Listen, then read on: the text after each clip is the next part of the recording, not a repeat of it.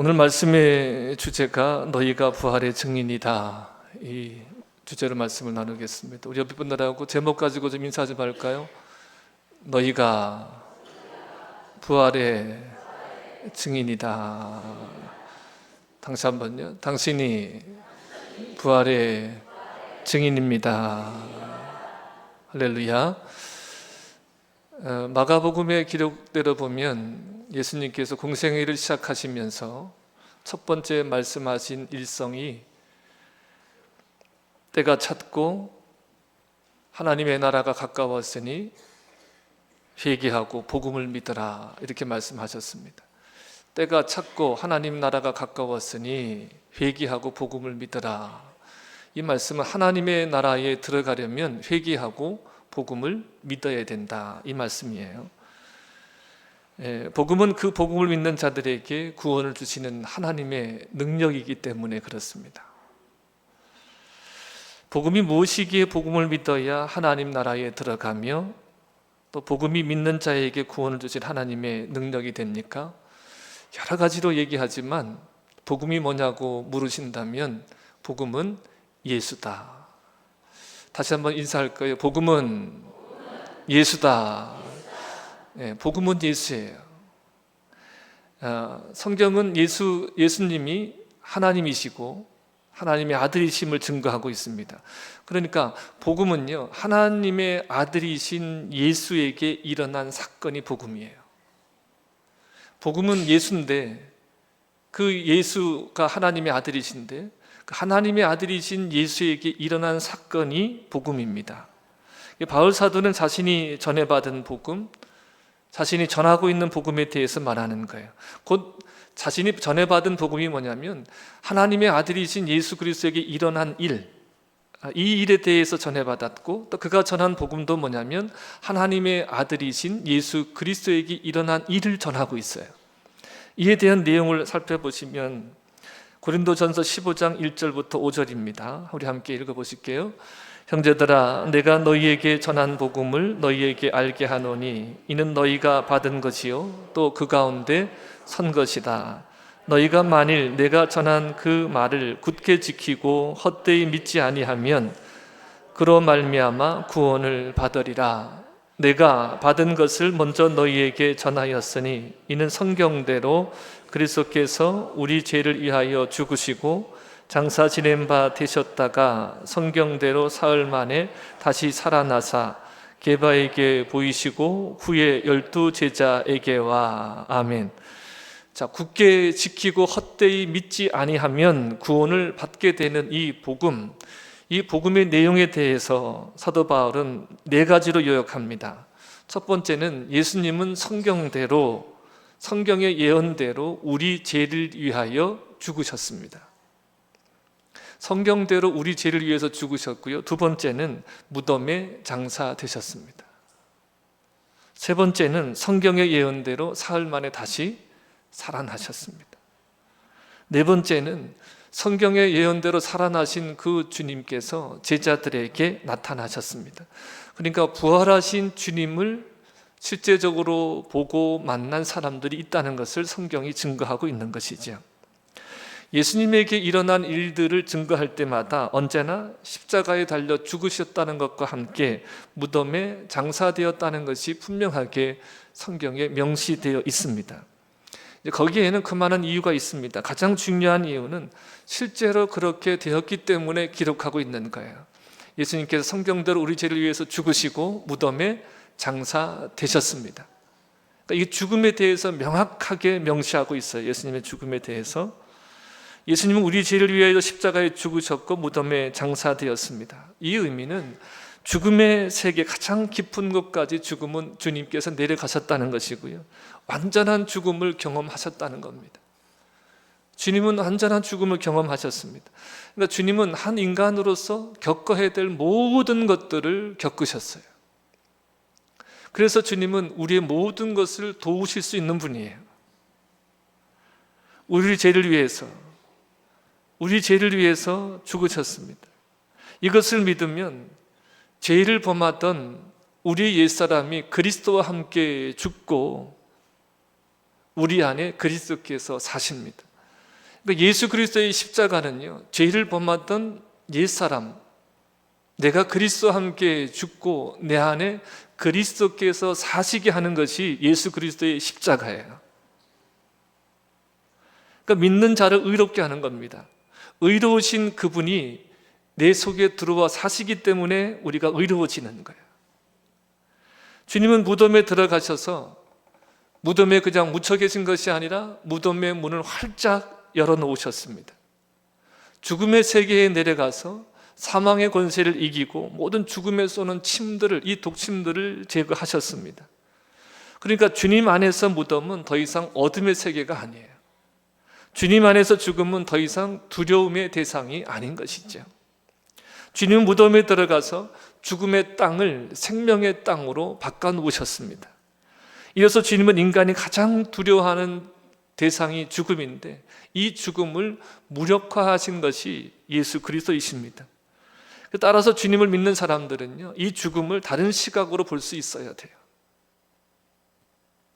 사실 인간의 모든 두려움들은 다 이 죽음으로 귀결이 되거든요. 이 죽음으로. 그래서 마귀는요, 이 죽음을 무기 삼아서 인간을 항상 조종하는 거예요. 여러분, 예수 그리스도 안에서 이제 죽음은 생의 종착점이 아니라 새로운 대상으로 들어가는 문이라는 것입니다. 새로운 세계로 들어가는 문이라는 거예요. 여러분, 이 믿음을 가지시기를 축복합니다.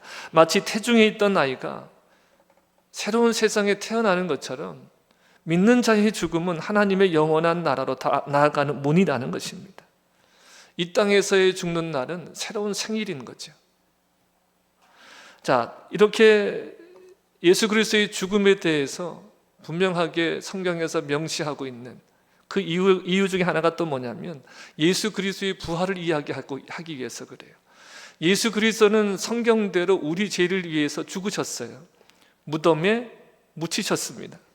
근데 성경대로 다시 사흘 만에 살아나셨습니다. 이것이 성경의 증거예요. 예수님의 부활에 대해서 두 가지가 증거합니다. 하나는 빈 무덤이고요, 하나는 부활하신 주님을 만난 사건이에요. 주님은 장사 지낸 바 되셨다가 사흘 만에 죽은 자들 가운데서 다시 살아나셨습니다. 무덤이 비어있는 것을 본 증인들이 있어요. 예수님의 무덤은 비어 있었습니다. 근데 예수님은요, 무덤이 비어 있었지만 옛날 몸으로 부활하신 것이 아니에요. 옛날 몸으로 부활하신 것이 아닙니다. 여러분, 옛날 몸으로 부활하는 것은 그것은 부활이 아니라 소생한다, 이런 거, 소생했다 이렇게 말하는 거예요. 그러니까 소생한 사람은요, 얼마 있다가 다시 죽습니다. 하지만 부활은 신령한 몸으로 변화하는 거예요. 그러니까 부활한 몸은요, 더 이상 죽지 않아요. 더 이상 과거의 육신이 아닙니다. 그래서 신령한 몸이다, 이렇게 성경은 말하는 거예요. 우리가 여러분, 신령한 몸으로 부활합니다. 예수 그리스도께서 신령한 몸으로 부활하셨듯이 예수 그리스도 안에 예수 그리스도를 믿는 자들은 신령한 몸으로 다시 부활하는 것이지요. 예수님은 제자들과 함께, 부활하신 예수님은 제자들과 함께 식사도 하셨고 또 손에 난 못자국과 옆구리에 창자국을 보여주셨습니다. 하지만 그 몸은요, 시간과 공간을 초월하셨어요. 넘나드셨어요. 꼭꼭 두려워서 꼭꼭 문을 걸어 잠그고 있는 제자들에게 예수님은 호련히 나타나셨어요. 또 순식간에 사라지기도 하셨습니다. 그러니까 여러분, 예수님이 신령한 몸으로 부활하신 거죠. 그러니까 믿는 자의 부활의 몸도 신령한 몸으로 부활하는 거예요. 여러분, 지금 우리 몸이 아니에요. 우리 몸에 대해서는 조금 부정적인 시각도 있죠. 불만도 있으시죠? 그렇죠? 그런데 주님이 부활하셨듯이 우리가 마지막 때에 부활할 때는요, 불만스러운 데가 한 개도 없어요. 제가 믿기로는 그래요. 가장 아름다운 모습들로 부활할 줄 믿습니다. 연약함이라는 것도 없고. 자, 예수님의 부활의 사건은요, 그래서 이 세상이 전부가 아니라는 거예요. 믿는 자들이 다만 이 세상뿐이면요, 가장 불쌍한 자들이다 그랬어요. 믿는 자들은 이 세상뿐만이 아니라는 거예요. 이 세상이 전부가 아니고, 지금 우리가 영위하는 이 목숨이 전부가 아니고, 우리가 먹고 마시는 것이 전부가 아니라는 사실을 일깨워 주는 거예요. 예수님의 빈 무덤, 예수님의 부활은 우리 인생이 끝이 무덤이 아니라는 것을 증언해 주고 있습니다. 결국은요, 우리의 무덤도 비게 될 것입니다. 우리 인생의 종착지는 하나님의 나라임을 증언해 줍니다. 그렇기 때문에 여러분, 이러한 부활의 신앙을 가진 사람들은요, 이 땅에서 무엇에든지 짓눌리지 않아요. 여러분, 부활의 신앙으로 모든 짓눌림에서 자유하시기를 축복합니다. 모든 억누름에서 자유하시기를 축복합니다. 그렇다고 여러분, 세상의 어느 곳으로도 들뜨지 않는 거예요. 짓눌리지도 않고 또 들뜨지도 않습니다. 그러니까 하나님의 나라를 우리가 부활을 믿는다는 것은요, 하나님의 나라를 믿는 것이고, 부활을 믿는다는 것은 영생을 믿는 것이고, 부활을 믿는다는 것은 하나님의 뜻을 위해 살아가는 거예요. 하나님의 뜻이 이루어짐을 믿는 거예요. 할렐루야. 여러분, 교회사를 살펴보면요, 2000년 교회 역사는 외부적인 핍박이 늘 있었어요. 교회를 와해시키려고 하는 세상에, 또 세상 뒤에 숨어 있는 악한 영들이 항상 교회를 위협해 왔습니다. 또 내부적으로도요, 항상 타락의 길을 걸어갔어요. 근데 하나님은 그때마다 하나님의 사람들을 일으켜서 교회를 늘 새롭게 하셨어요. 늘 새롭게. 지금도 여러분, 교회가 세상으로부터, 발달된 문명으로부터, 또 문화라는 이름으로 포장이 되어져서 인본적인 것, 인간을 이해한다라고 하는 그런 명분으로 교회를 계속해서 위협해 오고 있어요. 여러분 보세요. 하나를 우리가 열어두면 본물처럼 이제 세상의 것들이 교회로 들어옵니다. 타협이라는 것을 하기 시작하면 교회는 언제든지 멍들어 가는 거예요. 잘 구분하셔야 돼요. 인본적인 것, 인간적인 것과 진리인 것을 잘 구분하셔야 돼요. 여러분, 유토피아라고 하는 것은 인간의 이념이나 사상이나 노력으로 되는 게 아니에요. 천국은 오직 하나님에 의해서 이루어지는 겁니다.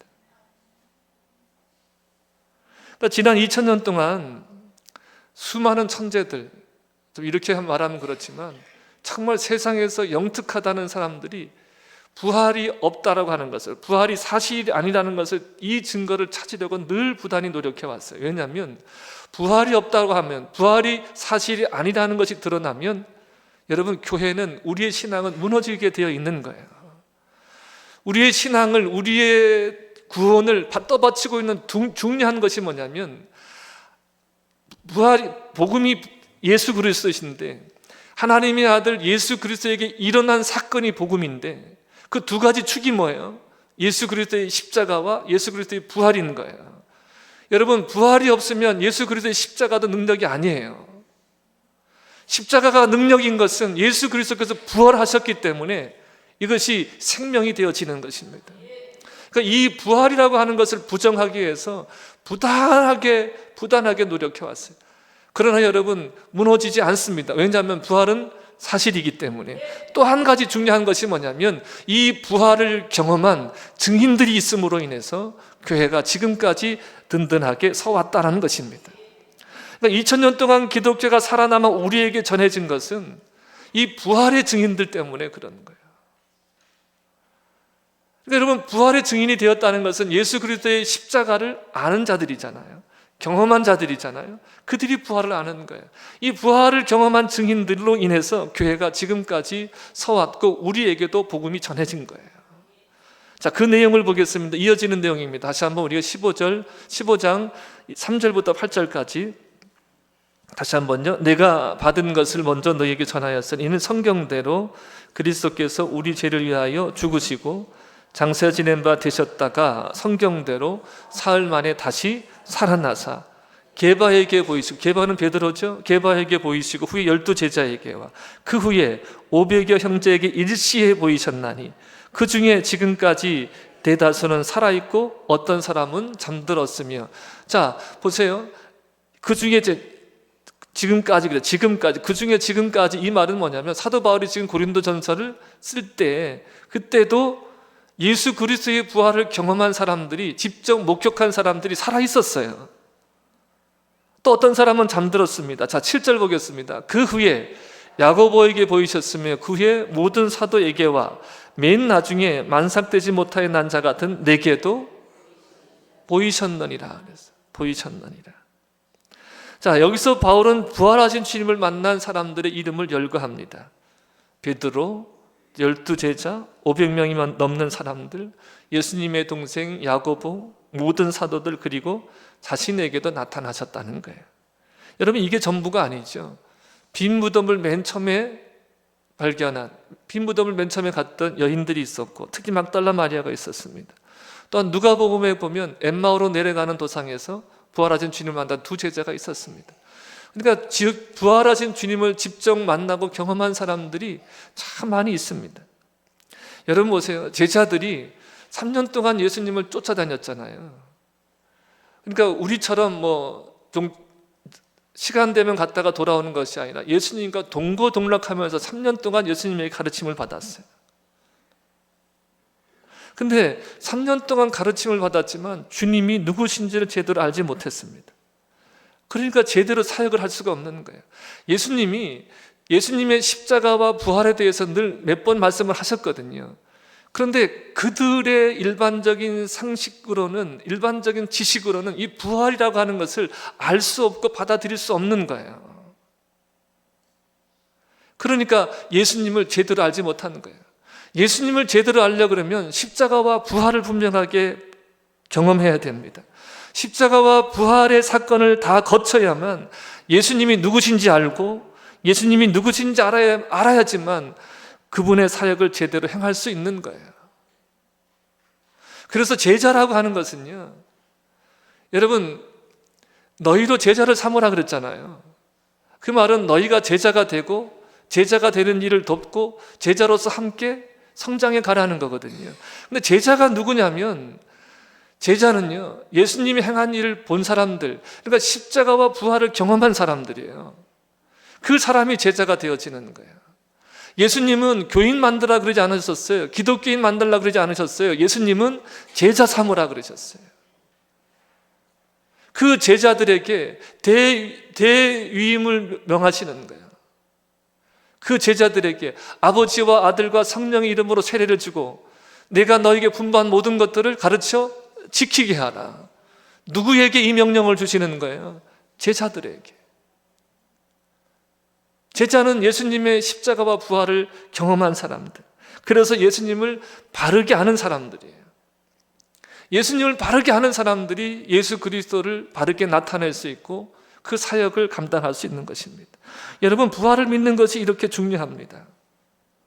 부활을 믿지 않고서는요, 예수님이 누구신지를 제대로 알 수가 없어요. 부활을 믿지 않고는 예수님이 하신 일이 어떤 일인지를 알지 못합니다. 부활을 믿지 않고는 예수를 믿는다는 것이 무엇인지를 제대로 알 수가 없는 거예요.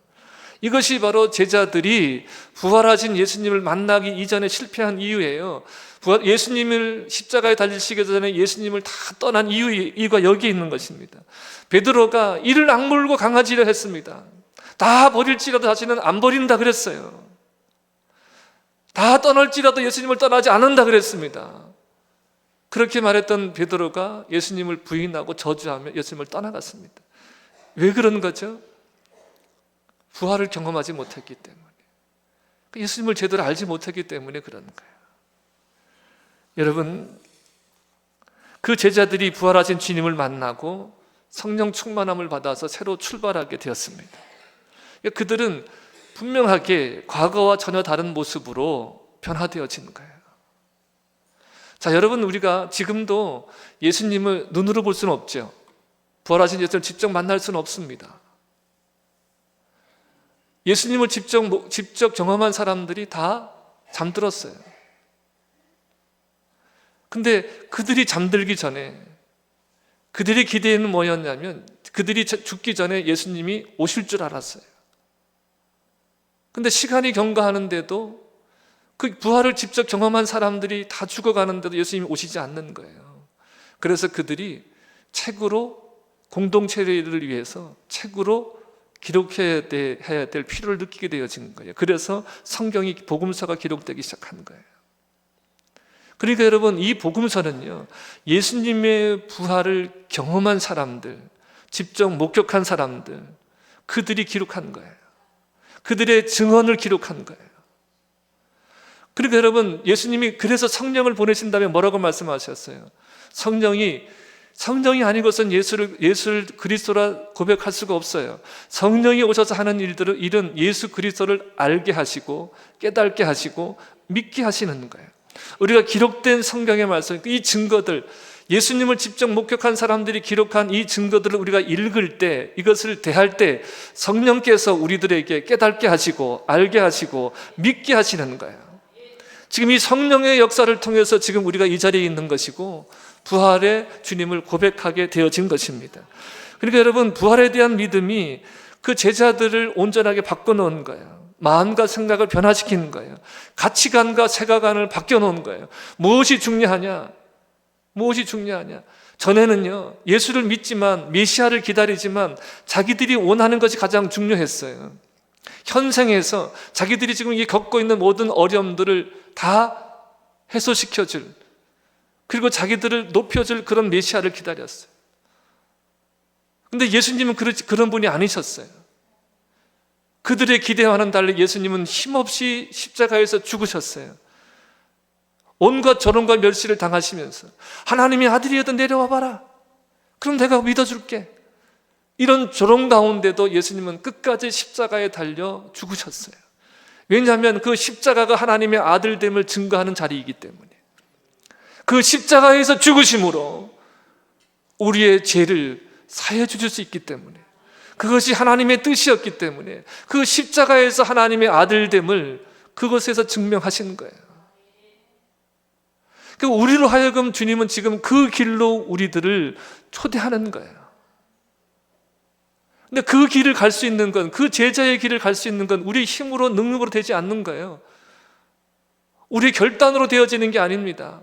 물론 우리의 결단을 사용하시지만 그 십자가에 달려 죽으시고 부활하신 그 주님, 그 하나님의 아들이신 그 하나님께서 나타난 그 사건이 바로 나에게 일어난, 나를 위한 사건이라는 것을 믿을 때 그것이 능력이 되어져서 그것이 우리의 삶을 이 세상의 가치와 이 세상의 세계관으로 살아가지 않게 우리를 이끌어 간다는 거예요. 이 세상의 가치처럼 돈이 최고의 가치고 자기 명예가 최고의 가치고 세상의 것으로 자기를 증명해 가려고 하는 그런 삶이 아니라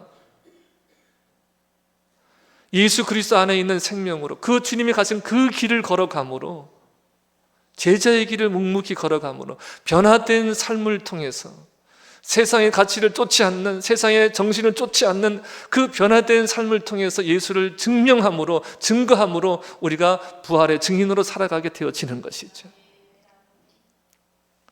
여러분, 부활은 단순한 교리가 아닙니다. 교리가 아니라 능력입니다. 부활은 삶을 변화시키는 능력이에요. 부활의 믿음이 있으면, 부활을 고백하면 반드시 뒤따라오는 것이 삶의 변화입니다. 반드시 세상의 가치로 살지 않아요. 죽음이 두려워서 덜덜덜 떨지 않아요.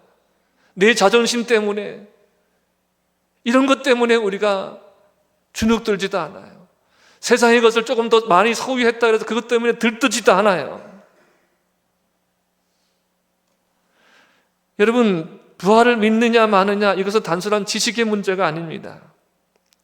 그것은 새로운 세상을 보는 것이고 새로운 삶을 사는 거예요. 부활에 대한 가장 강력한 증거는 부활하신 주님을 만난 사람들이에요. 부활하신 주님과 동행하며 변화된 삶을 사는 것이야말로 부활에 대한 가장 강력한 증거입니다. 그들로 인해서 지난 2000년 동안 기독교가 살아남았고 우리에게도 복음이 전해졌고 우리가 믿게 되어지는 거예요. 여러분, 그 증인의 바톤이 지금 저와 여러분에게 주어지는 거예요. 여러분, 그 바톤을 받으셔야 되잖아요. 앞으로 교회가 있게 하는, 교회가 생명 있게 하는 그 역할을 지금 우리에게 요구하시는 거예요. 그 바톤이 우리에게 주어지는 거예요. 고난주간 새벽 기도회 때 이 부활의 말씀을 전하고서 기도하는데 제 마음에 강력하게 임한 것이 뭐냐면 너희가 증인이다. 정말 제 마음을 강력하게 사로잡았던 말씀이 너희가 증인이라는 거예요. 그래서 이런 마음을 주셔요. 부활에 대해서 뭔가 증명하려 하지 말아라. 부활절 설교에서 뭔가 부활에 대해서 증명하려 하지 말아라. 그냥 부활이 사실임을 선포해라. 여러분, 이것은 영적인 문제이기 때문에 설명해서 되는 게 아니에요. 상식적이지 않냐, 일상적이지 않기 때문에 이 부활은요, 설명한다고 받아들일 수 있는 게 아니에요. 부활을 선포해라.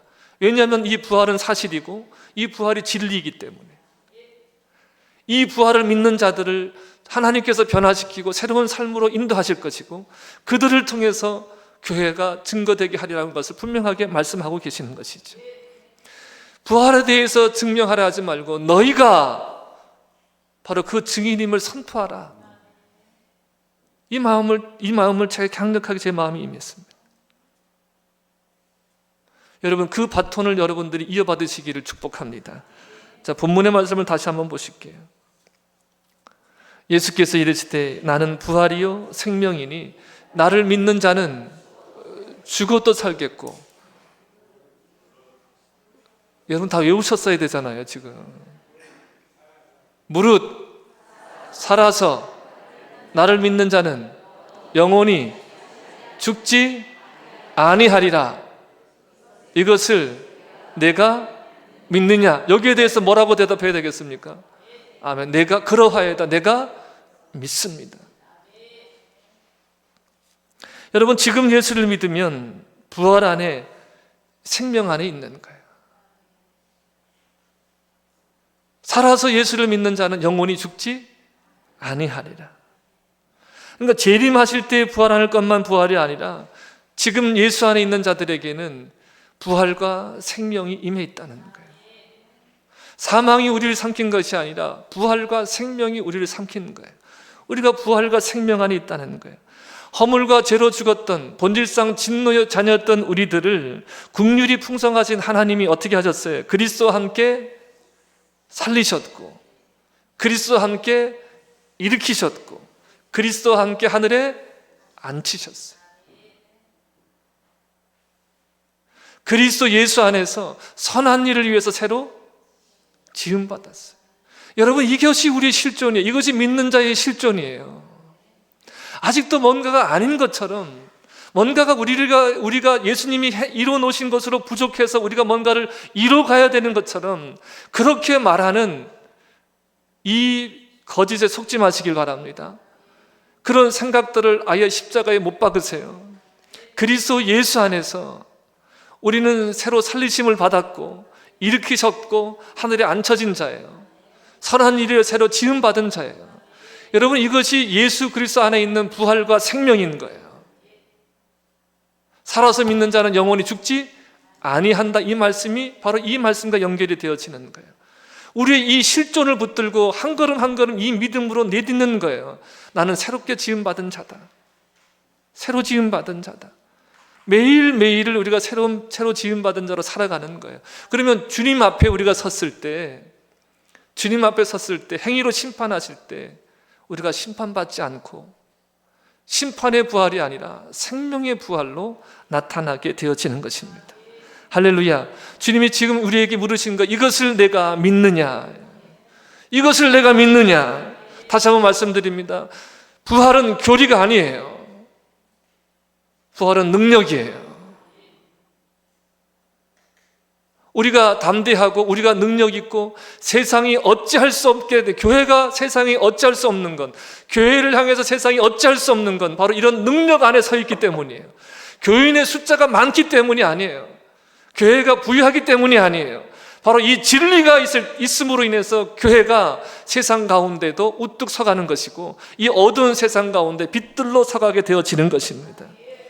여러분, 부활하신 주님과 동행하는, 분명히 나타나는 이 변화된 삶을 통해서 강력한 증인들로 일어서기를 소망합니다. 강력한 증인들로 일어서기를 초망합니다. 우리가 바로 부활의 증인인 거예요.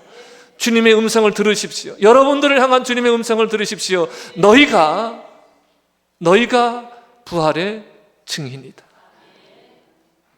너희가 부활의 증인이다. 이 바톤을 이어받는 여러분 되시기를 주님의 이름으로 축복합니다. 축복합니다.